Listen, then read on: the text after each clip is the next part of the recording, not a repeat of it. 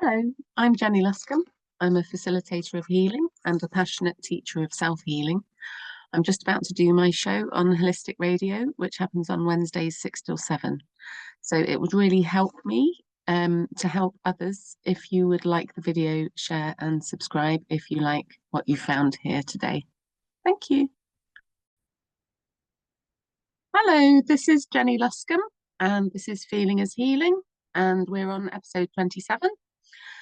And today I thought I'd cover the divine masculine and the divine feminine. So I've been a follower of Teal Swan, who is a spiritual teacher, and I've been following her for a long time. And she makes so much sense to me. And she's helped me understand conflict situations from my childhood, because I grew up around a lot of conflict between my mum and my dad.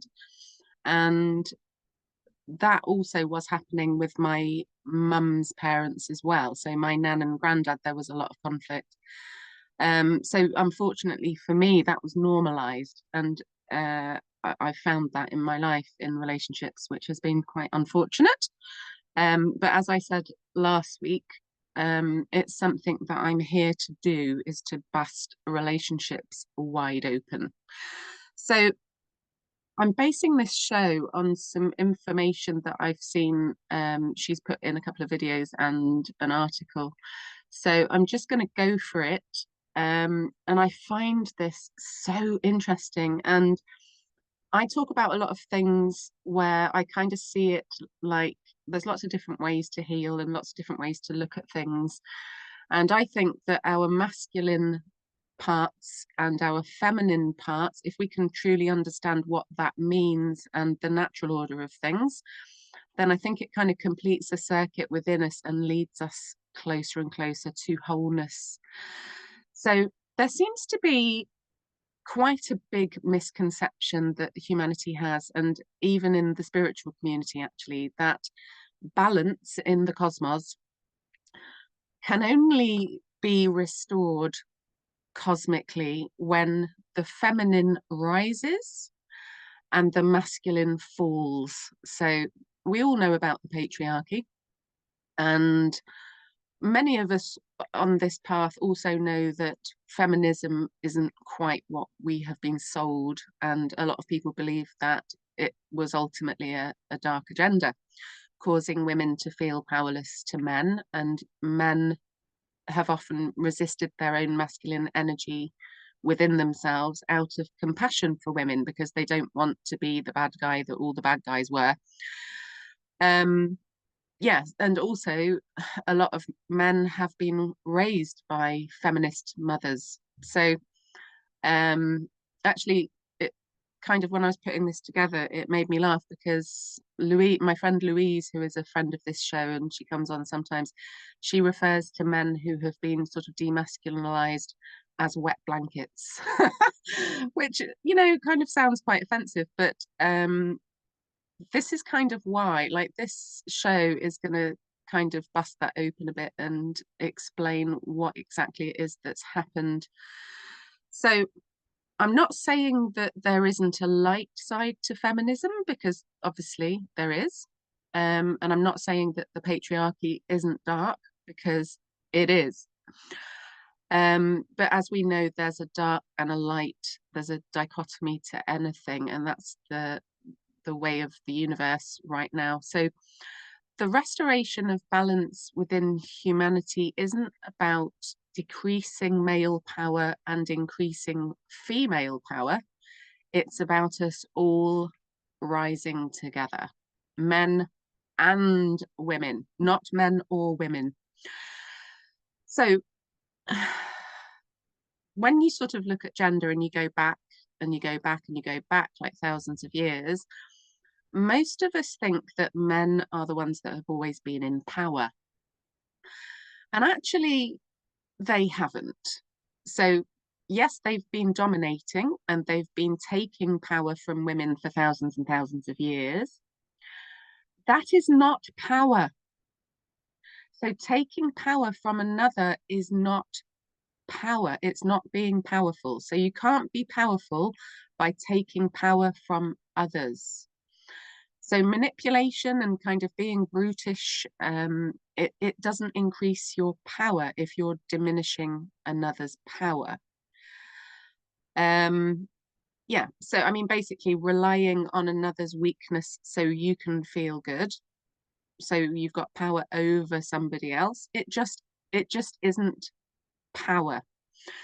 So since the 1960s, women have tried to be the same as men.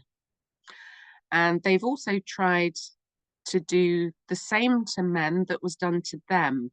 So effectively demasculinizing them. So trying to take their power away from them because men took their power away from us. So all of this is kind of quite understandable how it happened if you kind of zoom out and have a proper look at it all. I mean, it's kind of human nature. Anger and revenge, it does make sense. You can kind of see how that's happened. And so obviously there are still patriarchal men in the world, but many men are afraid currently to come into their own natural power because they're so sorry about what men have done to women.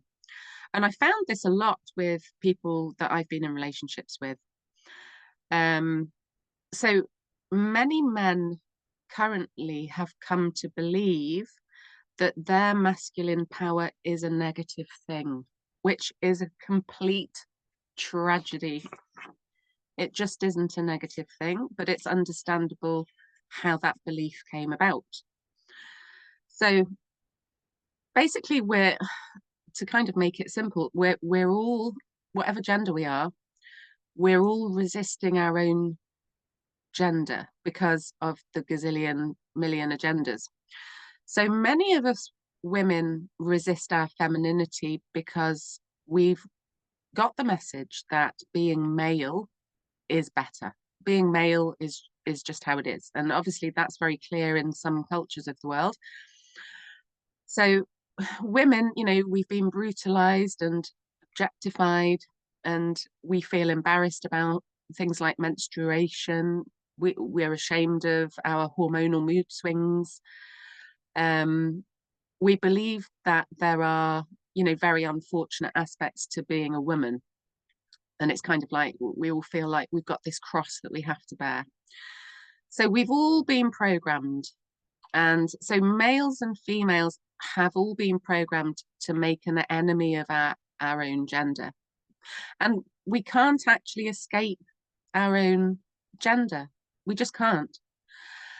So all of the agendas about gender, they've all been designed to systematically take us away from ourselves, the natural self that we are.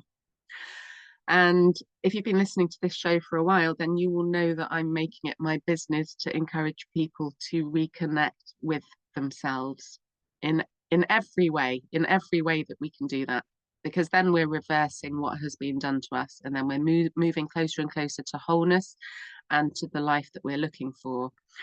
So, and I can vouch for this personally from many relationships that I've had with men. So we're kind of, without intending to, we're locked into power struggles. And if anyone's kind of engaged with the Celestine prophecy, you'll know that there's a lot of emphasis on the taking away of power from another. And this happens in a boatload of ways. So attempting to take it away from another so that we can rise is not going to work. It just isn't. And it isn't kind. But yes, many of us are subconsciously trapped in this scenario, and we're basically playing things out, trying to heal it. So the truth is that we cannot be attracted to our polar aspect. So men can't be attracted to women, women can't be attracted to men if the other isn't expressing themselves in their full natural power. So men can often find women hard to respect. Men do find women very confusing. And I do have quite a lot of male clients in my therapies, and feeling confused about their partners is a thing. It's happening a lot. And women can often find men who have been demasculinized, maybe by feminist mothers, by the agendas, like wherever it's come from. Women find it very hard to be attracted to men who have been demasculinized, and there's some kind of like childlike thing going on, like a weakness as well. We just, whoever we are, whatever our gender, we can't be attracted to weakness, whatever gender we are. And it just isn't fair. Like, we've all become weaker than we actually are, and we're so powerful as humans. And it's a tragedy. All of this is such a tragedy. So whoever we are, we want choice and free will and freedom. So whether we're a man or a woman, we want to be able to choose whether to work, whether to go to work, whether to run a business, or whether to raise children. And doing both is hard. You know, I can vouch for that. So restricting free will is never going to work, stipulating that men should or shouldn't, or women should or shouldn't do certain things. But what we can't actually escape from is that gender roles, the natural order of things, they just work. And we can't get past it because they just work. They work. And I'm going to go into the qualities of what the divine masculine and the divine feminine actually are towards the end of the show. So because of all the brainwashing and interference that we've all had, we have sort of landed in a place where we don't know how to express our gender roles anymore without hurting ourselves and without hurting other people. So whether we are physically male or physically female, we have both male and female aspects within us. And there are a lot of people out there who actually believe that where we're going, you know, one day humanity will actually have no gender, that we will be genderless, androgynous. But at this time, you know, in this time and space with kind of what we're facing, this polarity is actually serving our expansion. So we need our gender. Like, we haven't evolved enough yet to let go of it or to be genderless. So we can't resist our gender and also find personal balance and balance in the universe. So all the agendas have caused women basically to try to embrace masculinity because they're resisting their femininity. And the agendas are causing men to try to embrace their femininity because they are resisting their masculinity. So this is bonkers. So to get out of this cycle, and I like this, we have to embrace what we are resisting. So this might be ringing bells in some of your heads, because this is what I teach in terms of emotion. So I teach that embracing our negative emotions will get you everywhere, because it's when we push them away that they perpetuate. So this is the same with gender. So if we have male or female aspects within us that we're resisting, then we need to go towards those. And obviously a lot of this comes from trauma, but you know, the majority of this just comes from the wrong messages in the world and the agendas. So we can't just quantum leap to androgyny. Humanity has never experienced the masculine and the feminine rising together. So this is really exciting, because this is in the post. It's happening now. The simultaneous rise of men and women. So it's now what we are in, and it makes me very, very happy.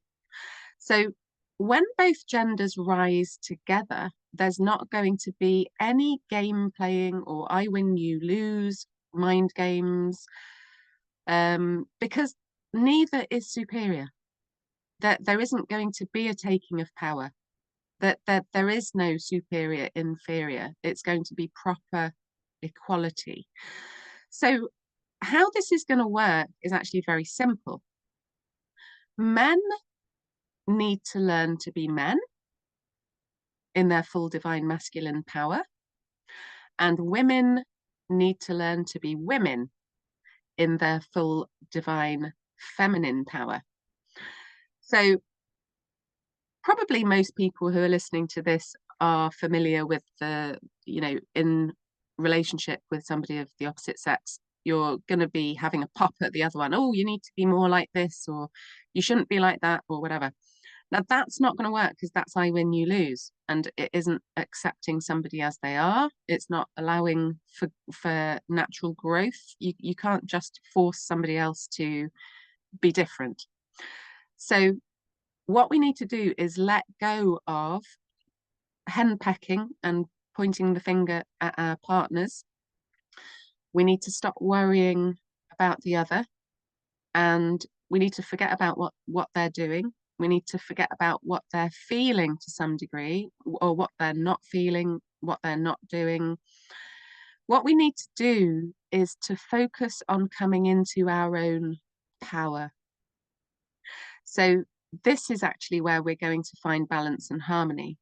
So until I came upon this information, I didn't really understand what the divine feminine was or what the divine masculine was. Like, I just knew that, there were aspects of my femininity that I knew I hadn't quite got to yet, or hadn't quite uncovered.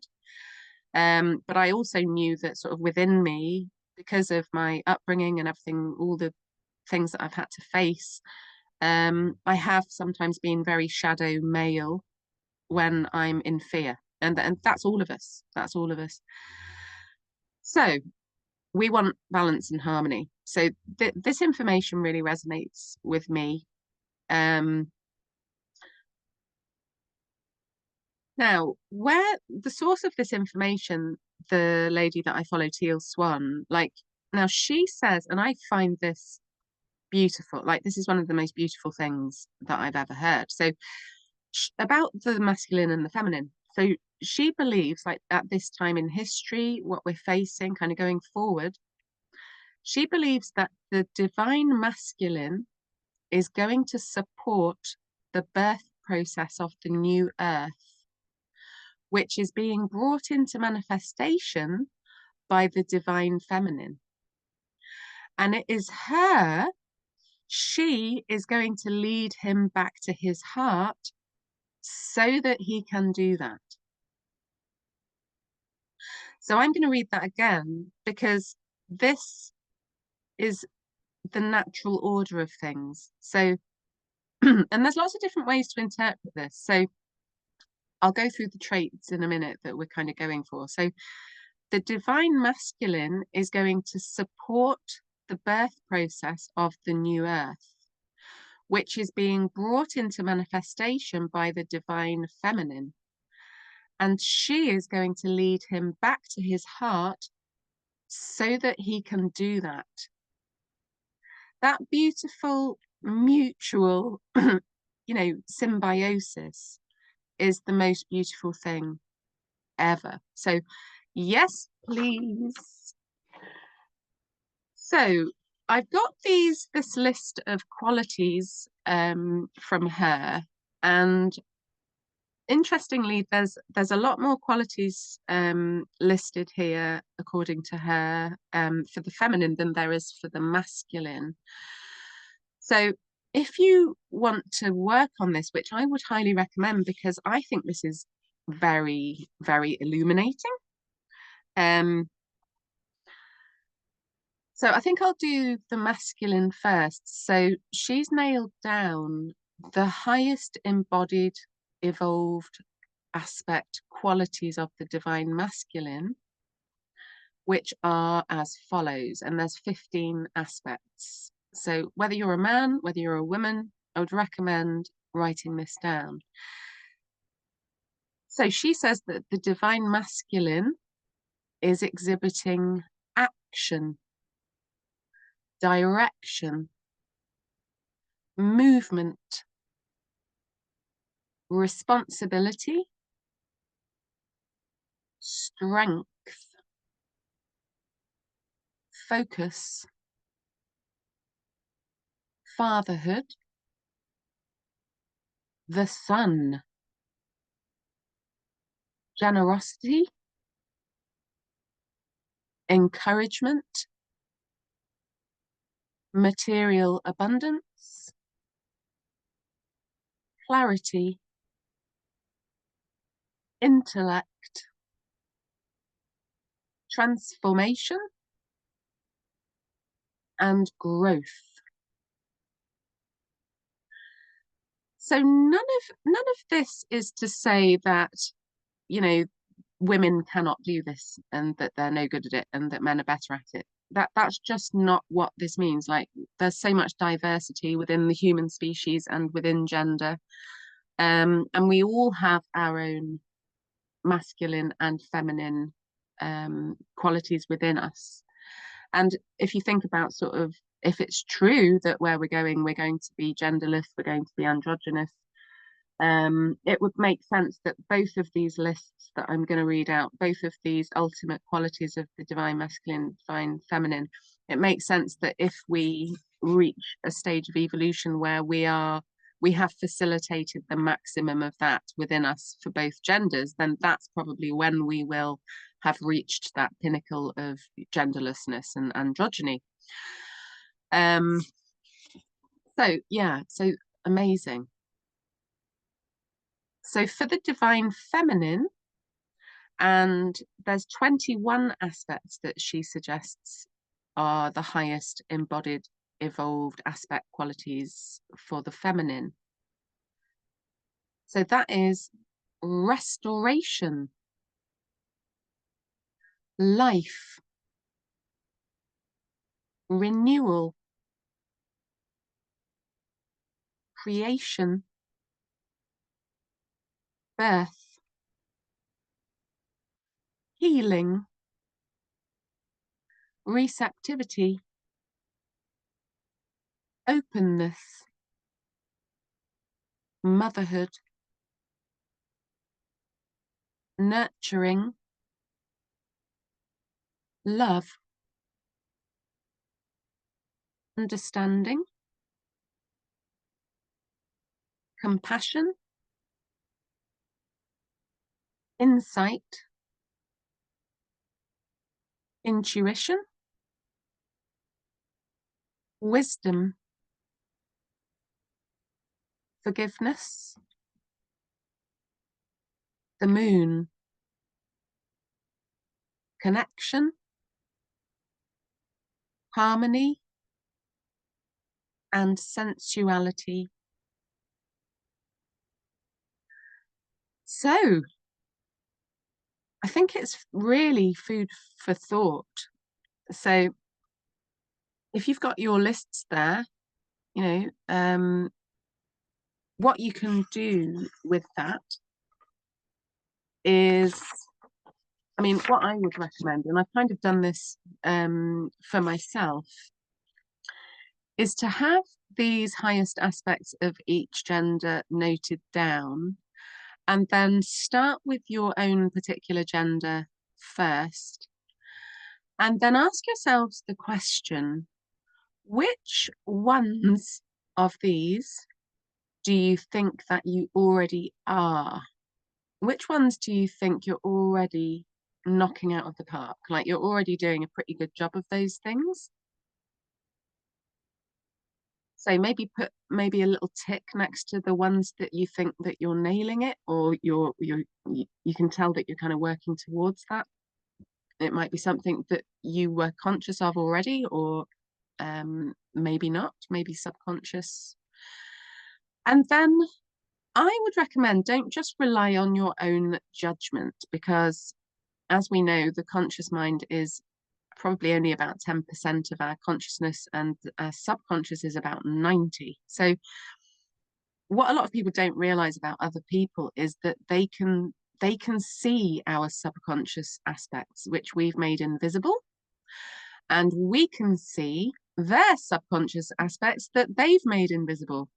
So just in itself, it would be a really interesting exercise to ask yourself this question and then ask someone else, okay, look at this list of traits of the feminine or traits of the masculine.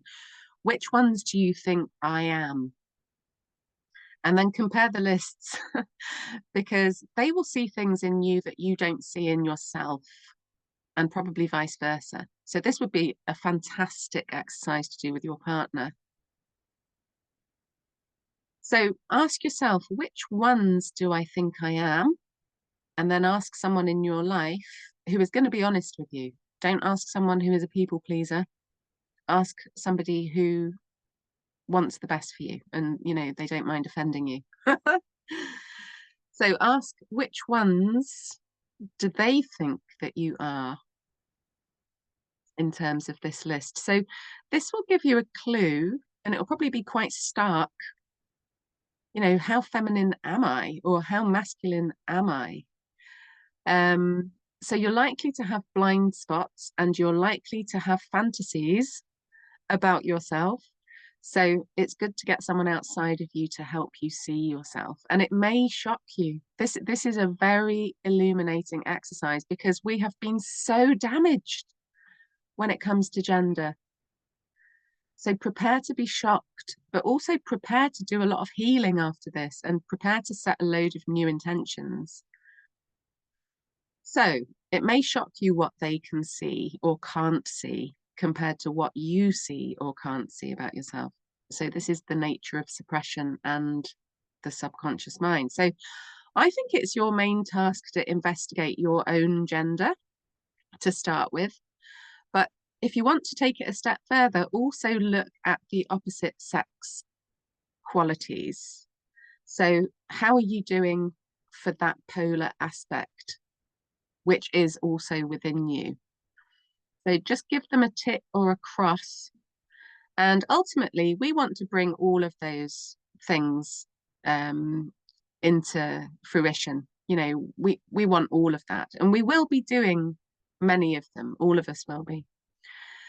So I think this exercise is one of the most illuminating things to do ever to increase a sense of wholeness. So congratulate yourself on your bright spots that are in alignment with who you are and what gender you are.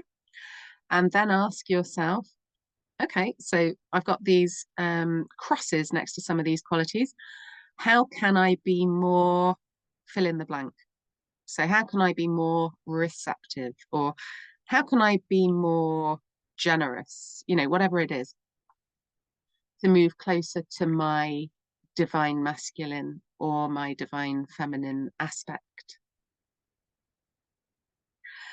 So if you want to take it even a step further, I would look at each of those in both lists and then consider what would the shadow aspect of that be. And just before I carry on, I'm going to post on the channel afterwards. I've got a couple of lists from Teal Swan. So I will post the masculine aspects and the feminine aspects. So if you feel like you haven't written them all down, don't worry, I'll put it on the channel later. But I sort of did a bit of investigating about what those shadow aspects were, because when we go into fear, and obviously there's a lot of fear going on right now in the world, our shadow aspects of both genders are going to raise their heads. So, for example, you know, for the masculine, the quality is action. The shadow would be something like inertia, you know, and some of them are quite obvious. Obviously, strength, the shadow aspect would be weakness. The strength of clarity, the shadow aspect would be confusion. Generosity, the shadow aspect would be selfish. And for the feminine, for example, nurturing is the quality. to me, the shadow aspect of that would be kind of like abandonment or ignoring. So that's I'm kind of resistant to sort of reading out a list of the shadow aspects, because I think that that's quite a personal thing. I think understanding the qualities are a personal thing, you know, according to the uniqueness of you, because we're so diverse as a species. But I think it could be helpful to take things a step further, to look at the shadow aspects and notice, am I really like that? You know, am I really aggressive when I'm afraid? You know, am I really ignorant when I'm afraid? You know, am I really oblivious or naive or full of resentment? You know, whatever that is. I think this can give us so much information about ourselves. It really can. Yeah, I think what I'll do is I'm going to read out the list again, because I just think it's such food for thought. So for the men, the highest qualities that you're going for is action, direction, movement, responsibility, strength, focus, fatherhood, the sun, generosity, encouragement, material abundance, clarity, intellect, transformation, and growth. So for all those men out there who are confused, and I know that there are a lot of you, this can give you a clue. And unfortunately, kind of one of the terrible things that's happened is that women, they think that men should know what they're looking for, and then they don't say. Whereas what men really want is for women to be direct. And most women aren't, and it's a bit of a shame. Women are often quite manipulative, and you know, shoulds and shouldn'ts never work. Let's face it. It's always kind of like a form of control. Men shouldn't know. They just shouldn't. Like, it's okay to just come out with it and be direct, and vice versa, obviously. So I hope you're listening to this, men. And you know, many of us spiritual women are kind of like, you know, where are all these divine masculine men? So hopefully this will help you step into yourselves. But yeah, this is ultimately what us ladies are really looking for. Where are you? So for the divine feminine, I'm just going to read that list. So the highest embodied evolved aspect qualities for her are restoration, life, renewal, creation, birth, healing, receptivity, openness, motherhood, nurturing, love, understanding, compassion, insight, intuition, wisdom, forgiveness, the moon, connection, harmony, and sensuality. So ladies, this is who the men want, but they didn't know how to ask. So I will post that. I'll post those lists on the channel at the end. So yeah, definitely go through the list, the self-awareness, have a look at that yourself to try to get some insight about how you're doing in terms of your divine gender aspects. Then ask somebody else. Hopefully you don't have panic attacks about this. It is quite scary when you look at this and you realize how wrong that you've got some things. But it's none of it is our fault. Like, we didn't stand a chance, and so just forgive yourselves if it's revealing parts of you that you you know, feel like you're failing or whatever. So yeah, check that out yourself. Get another person in your life who isn't a people pleaser, who is going to tell you the truth, what they think about what you're exhibiting and expressing into the world, and what you're not doing. And then kind of like in your language, like look at what you think the opposites of those divine traits are, and then see where your shadows are in terms of both aspects, the masculine within you and the feminine within you. So yeah, I think I'm going to stop there. So there's a couple of people listening. If anybody would like to add anything or ask anything, then feel free to jump in.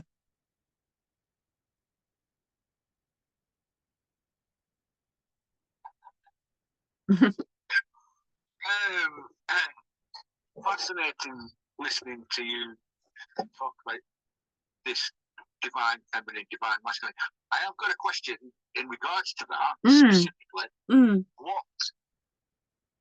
What rather than say divine masculine, divine feminine, why not just say masculine and feminine? What is the difference between the two? A non-divine masculine feminine and a divine masculine feminine? I think, I don't know, like it's just language, isn't it? It's just how it's coined in the spiritual community, I guess. I mean, I find it a bit weird, actually. I don't know. I kind of agree that it should just be masculine, it should just be feminine. But I think that it's probably come about as a result of, you know, God versus Lucifer, you know, the light versus the dark, like because the agendas have because it's all been twisted and it's upside down and inverted, and like I guess it's just emphasizing to people that, you know, this is nature, this is not nature. Do you see what I mean? Yeah. So you could substitute the word divine with nature, then the nature of natural male, natural feminine. Yeah. Because, you know, not everybody likes the word divine and not everybody likes the word God. And, you know, some people even in the spiritual community struggle with, you know, the higher power thing. And, you know, there isn't anything external to us. It's just us, you know. I think words are just, they don't always nail it, do they? Sometimes it leads you down the wrong. It's just misconceptions, isn't it? But yeah, good question, Andy. Okay. The other thing as well, though, I love these kind of topics. Being a man, I've always sort of had, I've always sort of jokingly said, "Oh, I'm in touch with my feminine side." Even when I was a teenager, I can remember saying it. Yeah. And I've always had this sort of calmness about certain ways of acting or behaving. So it's been interesting to listen to what you've been saying.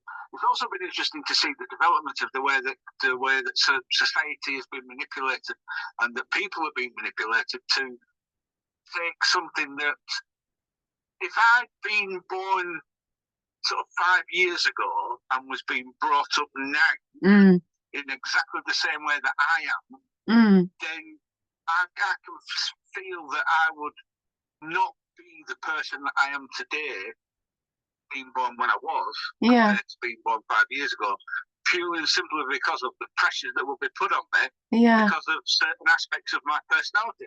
But I know that I'm a man. I'm a male, I accept that.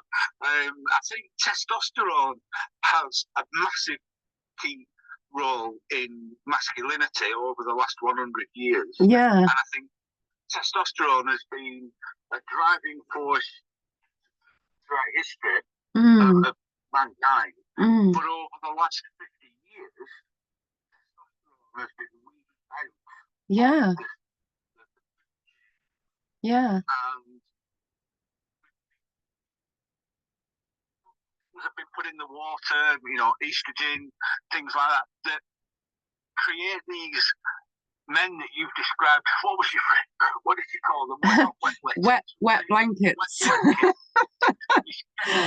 Yeah. So, and then there is this sort of social structure that I think the one thing that sort of I always raise an eyebrow is toxic male. And I can never wrap my head around what a toxic male is without thinking, well, are you not a toxic female for calling a male toxic? Yeah, it's so tricky, and you have to tread so carefully, don't you, that you don't offend anyone.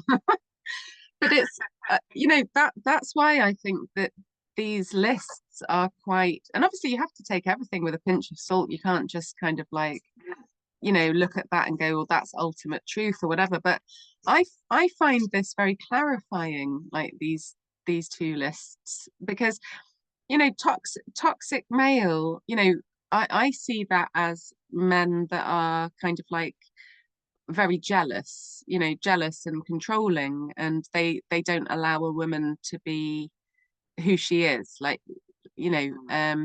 like what I've sort of picked up through the teachings of Teal Swan actually is that what women really are looking for is a man to help them feel safe.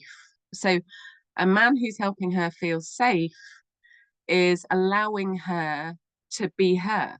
So she's going to have friends that are men, and she's going to have friends that are women. So a man who allows her to just be her, and there's that trust there, and there isn't a need to kind of be always like hyper vigilant and watching her and where is she now, and because like all women have been in relationship with men like that, and it's the worst thing ever. It's so uncomfortable. And so that I don't know if you're familiar with that term, like container. You sometimes hear people because it took me ages to understand that. Like what's that? So somebody who wants to contain another person, well, you can have you can have a healthy container and you can have an unhealthy container. So women are looking for men who are a healthy container. So a man who will protect her and sort of provide a safe relationship for her to just be her. So many women, like myself, like I'm a single person at this time in my life.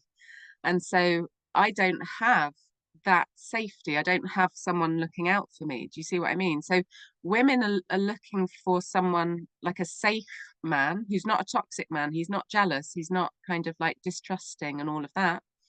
Like he trusts her to just be herself, and he provides a safe container for her. So this is about ownership, but in the light form. So light ownership would be belonging, as opposed to sort of dark ownership, which would be kind of like slavery or controlling. Do you see what I mean? It's like really, because we've had our heads twisted off, like with all the dark stuff and like everything in the water, and it's so hard for us to wrap our heads around.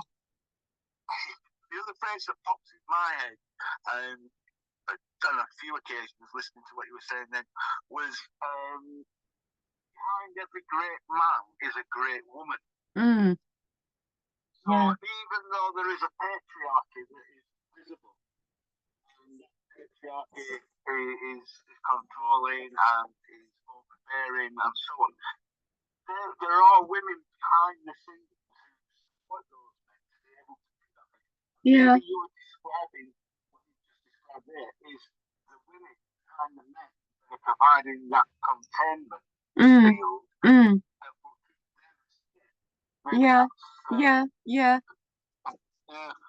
Yeah, it just makes sense that if everybody's in their natural qualities, that it just works because it's nature. The animal kingdom don't worry themselves about all this, do they? They just get on with it.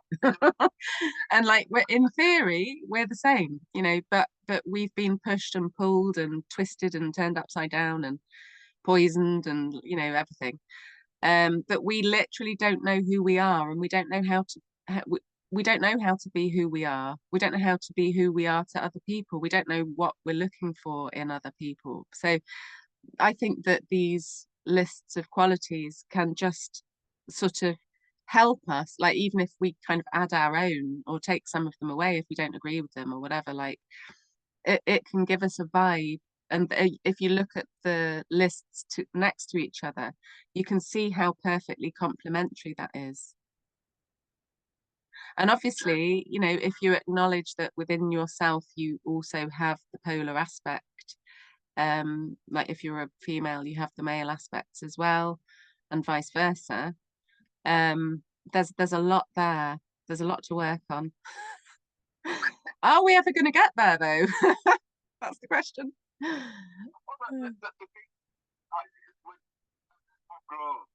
Years and decades, and the conclusions that I've come to, some of them are very simple, some of them are complex, but one of the things that I've realised is that and I hear it all the time when people are talking about how to find harmony and balance within themselves. You've got to love yourself first. And I think if you shine a light on yourself from within and look at all the good points and bad points, and you find harmony and balance and equilibrium within yourself, but you then go and find a partner who hasn't done that and is reliant upon you to feed or to give them or to nurture them with what you've got, then they become reliant on you, and then eventually they become resentful because you have power over them, because you're the one giving it them, rather than you found the within, you found the light within, you found the harmony within, and you find somebody else who's done the same, and then you share the same. So you're sharing your inner peace and harmony with somebody else who's found their inner peace and harmony. So then it's a mutual thing where you're enjoying each other's enlightenment, if you will, for want of a better word. Well, this is the codependent narcissism thing that we're all kind of trapped in, and you know, relationships are kind of like learning holograms. And I think like we have to let go of there being a perfect person out there for us, because there's always going to be, okay, that person, I love this about that person, we're similar in these ways, you know. There's always going to be complementary aspects, but then there's always going to be triggers, you know, like you said earlier, there's always going to be when they squeeze the toothpaste the wrong way. and worse than that, you know.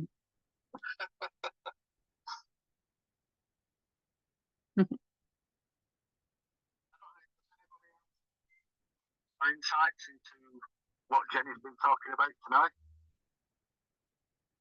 regarding the divine masculine, divine feminine? I was kind of listening to something the other week, and it was talking about the two different hemispheres of the brain and about the connection between them both, and the masculine and the feminine aspects of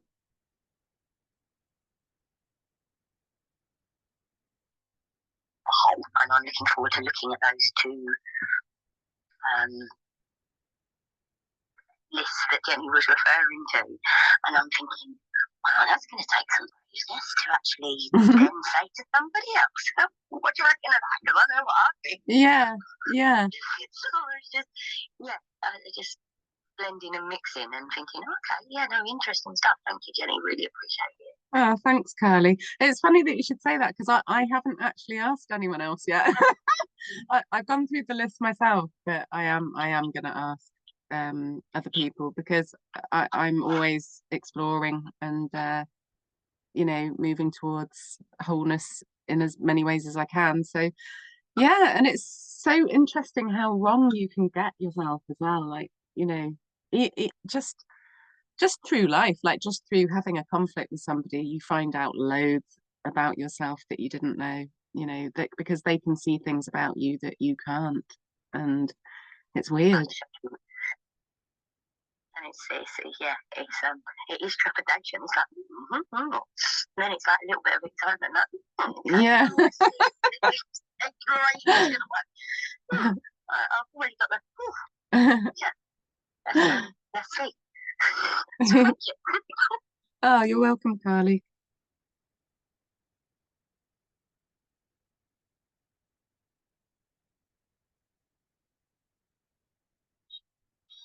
just jump in. Can I come in? Oh, Douglas, please, go ahead. I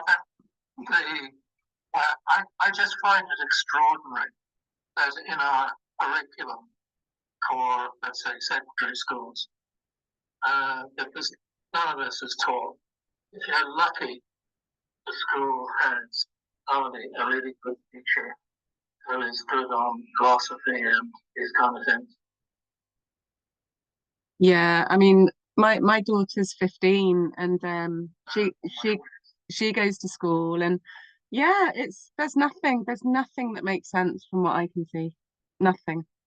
And if you think about it, you know, like they sit and they have their French and their science and their maths and all of that, and like what life actually is relationships, you know, relationships with your wife, your kids, your boss, your cousin, like, but there's no teaching about it. You know, they might have a tick box exercise kind of and pretend that they're teaching stuff about relationships, but they're just not. And then when they fall out with each other and have fights on the yard, they get punished. It's just like, what on earth? Like, we're going to look back on it all and just, you know, see that it actually is the emotional dark age right now. You know, it's shocking. Thanks, Douglas. I think I haven't listened to all your programs, Jenny, but the divorce and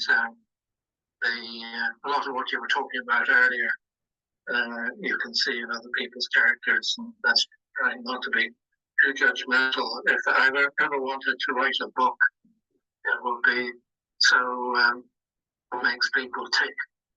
Yeah. Yeah. You know, I have another one when you get into when you get in, like Jackie and I have had many deep discussions over a kitchen table. Mm. It's just the other thing is, you've got to, another book would be, so what's your shaggy dog story? Mm-hmm. We all have a shaggy dog story about, you know, how we were brought up, whether it's in home or in our local community. Mm. But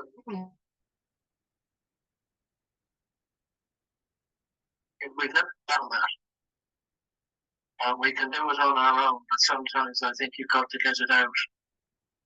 And the German friend who came up grew up in Berlin, and as it was being blown apart by the British and the Americans, so everything was on fire. But I used to sit and listen to her when I was staying with this friend, Christina, and occasionally I was asking questions, but I was really just being a witness to let her get it out. Mm. Because there was one night she was talking about, she was with her mother when she died, and she was just describing that whole scenario. And then afterwards, when we were having tea, she said, I've never said any of that to anybody. Mm. Yeah. It's amazing what happens when somebody is... Her story. When someone is heard, it's amazing how... I think a lot of us need that opportunity to get things out and examine within that journey within is much more precious than rushing off to India or somewhere else. Yeah. As people do. Yeah. That's my little havens.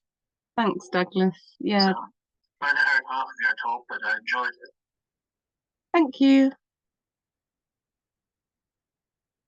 Yeah, that space to be heard is absolutely miraculous, and you know, some people are just not used to being heard because... Thanks for that. Yeah, can anybody hear me? Yeah, I can hear you. Yeah. I just thought it might be me. I've been having tech issues all day.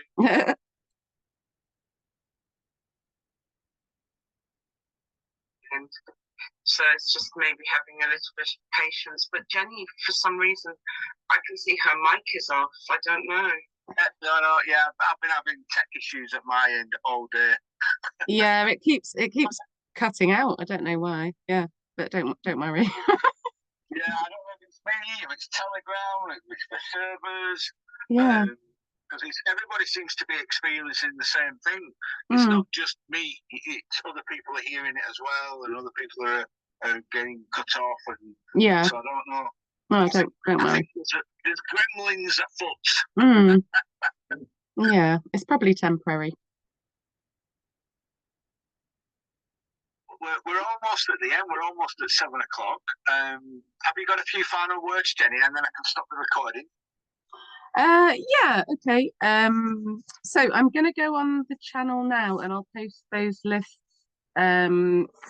from Teal Swan's website. So she actually does paintings as well. Like, apparently she's got synesthesia, and she can see energy. So she's actually painted the energy of the divine masculine and the energy of the divine feminine, which is interesting. So that's going to be on these posts. I thought I'd post those, and then the list of the traits.